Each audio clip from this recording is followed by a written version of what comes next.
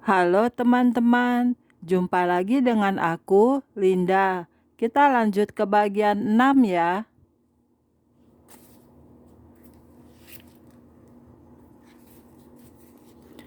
Oke, mari kita mulai. Kemudian kami kembali ke Indonesia. Sesampainya di Indonesia, kami memperoleh pernyataan-pernyataan lagi. Saya bermimpi ada sebuah pesta pernikahan. Saya yang menjadi pengantinnya. Saya harus siap jam 8 pagi. Saya berkata, persiapan saya kurang dan tak mungkin selesai. Mengapa harus pagi-pagi benar? Saya minta diundur setengah jam. Saya diperbolehkan, tetapi tidak boleh melewati jam 9 karena waktunya sudah menjadi giliran orang-orang lain. Kami sekeluarga bergumul dan berdoa. Demikian juga saudara-saudara seiman, baik yang dari Bandung maupun yang dari luar Bandung. Pernyataan-pernyataan pun berdatangan kembali. Ada yang melihat saya dengan gaun pengantin yang indah, berwarna putih berkilauan kebiru-biruan. Ada yang melihat saya dijemput kereta, keretanya penuh bunga, dan sebagainya. Karena yakin bahwa pernyataan-pernyataan itu dari Tuhan, maka saya sudah bersiap-siap membeli tanah kuburan di Cipageran, Cimahi. Tanah itu sudah disemen. Saya juga membeli peti mati dan suami saya meminta agar dicat warna merah jambu. Ternyata sudah ada orang Cirebon yang membuatkan dengan tutup kaca yang indah. Bunga-bunga hiasan pun sudah ditaruh di dalam peti. Semua perlengkapan sudah berdatangan dan lengkap. Foto besar dan nyanyian untuk kebaktian penghiburan pun sudah siap. Bahkan kartu ucapan terima kasih pun sudah tercetak. Semua orang yang harus dihubungi sudah saya catat dalam satu buku, baik alamat maupun nomor telepon. Kami adalah keluarga yang bahagia, saling mengasihi. Saya kasihan melihat suami dan anak-anak yang akan saya tinggalkan dan harus sibuk mempersiapkan segalanya. Makanya segala keperluan pemakaman telah saya siapkan dengan lengkap. Seperti Abraham yang mempersiapkan kayu dan api untuk korban bakaran, demikian pula keluarga saya yang menyiapkan untuk kematian saya. Sebab iman yang terbesar adalah mengutamakan kehendak Bapa, bukan kehendak kita sendiri. Karena mimpinya jam 8 sampai jam 9 pagi, oleh kami tafsirkan bulan Agustus tepat. Selama bulan Agustus dan September tahun 1989, rumah kami ramai. Setiap hari banyak yang berdatangan, baik dari Bandung maupun dari luar kota. Sebagian dari mereka hanya ingin mengetahui kelanjutannya, tetapi ada juga yang ikut tegang dan berdoa mencari kehendak Tuhan. Saya sendiri mengetahui bahwa apa yang Tuhan perbuat adalah yang terbaik untuk saya dan keluarga. Saya tidak mengetahui apakah waktunya hari ini, besok, atau sesaat lagi.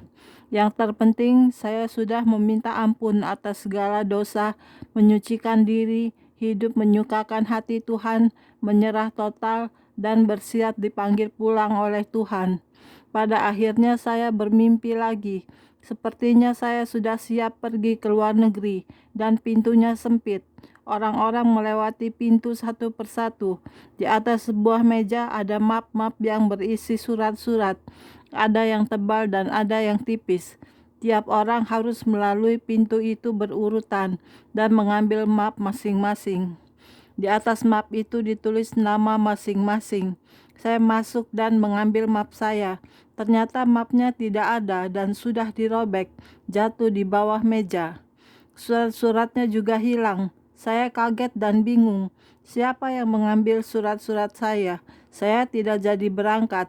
Dengan jelas saya mendengar suara yang berkata, "Kau lulus, tidak jadi berangkat, ditunda." Saya keluar lagi dari ruang tersebut dan kemudian saya terbangun.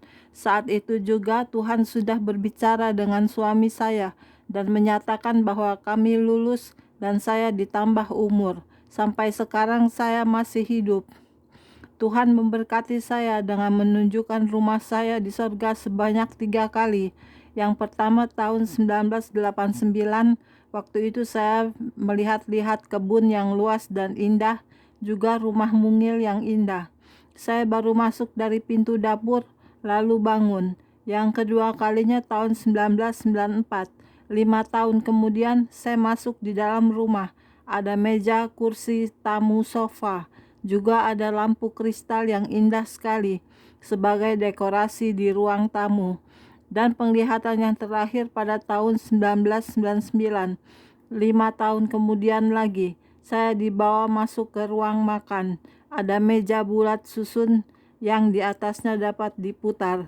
Rangka meja dan kursinya dari emas putih dan mejanya dari kaca. Di atas meja panjang yang ada di belakang meja makan, di tepi tembok dinding terdapat tempat untuk toples-toples kue-kue dari kristal terukir bunga mawar, dan pegangan penutupnya juga terbuat dari emas putih. Betapa indahnya semua itu. Yang belum saya masuki atau saya lihat adalah ruang kamar tidur. Saya sedang menantikan Tuhan menunjukkan itu pada saya. Saudaraku, jangan segan-segan berbuat baik atau mengerjakan pekerjaan Tuhan yang ditugaskan kepadamu, sebab Tuhan memperhitungkan apa yang kita buat.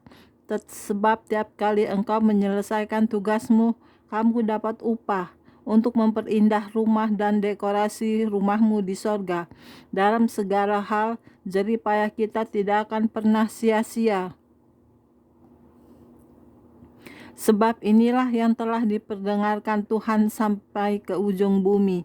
Katakanlah kepada putri Sion, sesungguhnya keselamatanmu datang. Sesungguhnya mereka yang menjadi upah jerih payahnya ada bersama-sama dia, dan mereka yang diperolehnya dengan berjalan di hadapannya.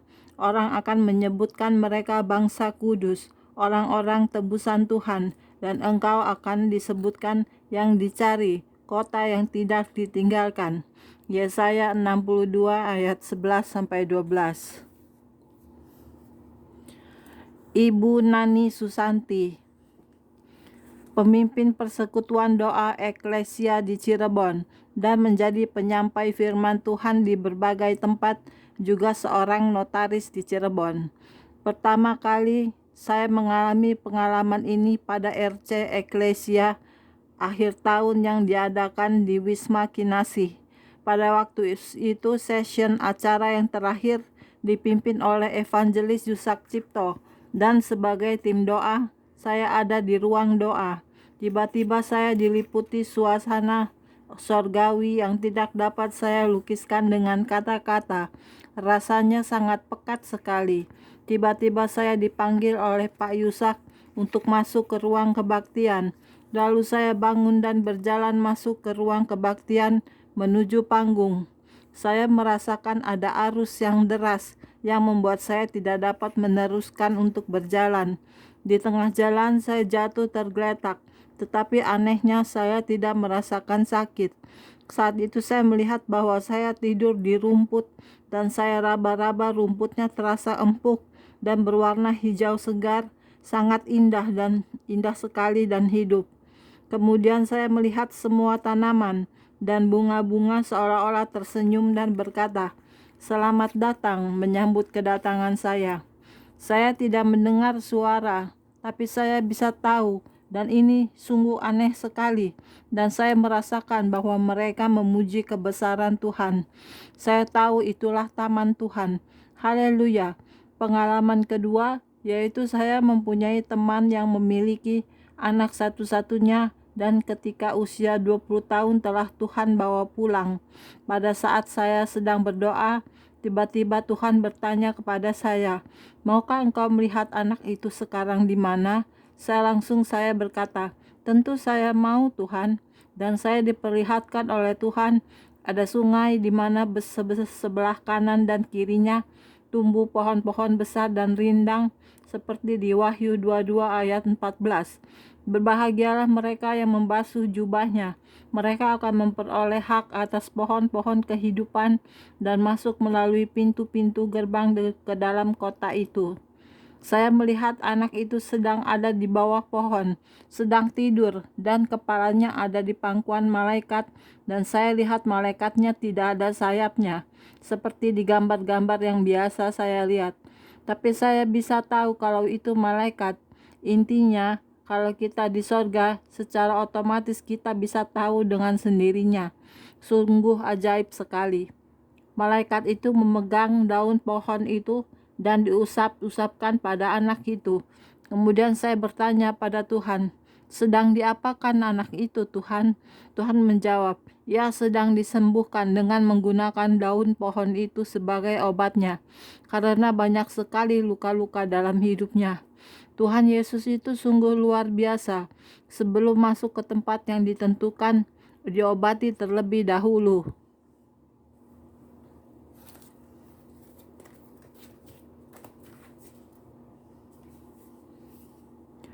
Oke, sekian dulu untuk hari ini videonya ya. Kita lanjut ke video berikutnya. Jangan lupa subscribe ya. Terima kasih. Tuhan berkati kita semua. Amin. Bye-bye.